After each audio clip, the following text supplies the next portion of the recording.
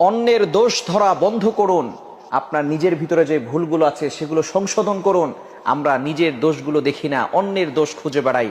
এটা আল্লাহ তাআলা নিষেধ করে দিয়েছেন, নবীজি সাল্লাল্লাহু আলাইহি ওয়াসাল্লাম নিষেধ করে দিয়েছেন। অনেক নামাজিরা 5 ওয়াক্ত নামাজ পড়ে, হাতে তসবিহ নিয়ে ঘোরে আর দোকানে বসে বসে অন্যের দোষ ধরে। খবরদার, আপনি যখন কবরে যাবেন তখন আপনাকে বলা হবে না যে অমুক কি করেছে, তমুক কি করেছে, অমুকের ছেলে কি করেছে, তমুকের ছেলে কি করেছে। আপনাকে জিজ্ঞেস করবে তুমি কি করেছো বলো।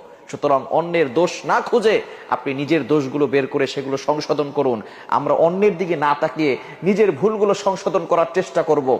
এজন্য যারা অন্যের দোষ খুঁজে বেড়ায়, অন্যের দোষ ধরে, তারা কখনো শান্তিতে থাকতে পারে না। এবং এ ব্যাপারে আল্লাহ তাআলা নিষেধ করে দিয়েছেন। আল্লাহ পাক রব্বুল আলামিন নিজেই বলে দিয়েছেন সূরা হুজরাতের 11 নম্বর আয়াত, 26 নম্বর পারার 16 নম্বর পৃষ্ঠার 1 নম্বর লাইন, ইয়া আইয়ুহাল্লাযীনা আমানু জতানিবু কাসীরাম মিনায-যন্ন ইন্না বা'দায-যন্নি ইসমুন ওয়া লা তাজাসসাসু ওয়া লা ইয়াগতাব বা'দুকুম বা'দা। এখানে আল্লাহ তাআলা কয়েকটি নির্দেশ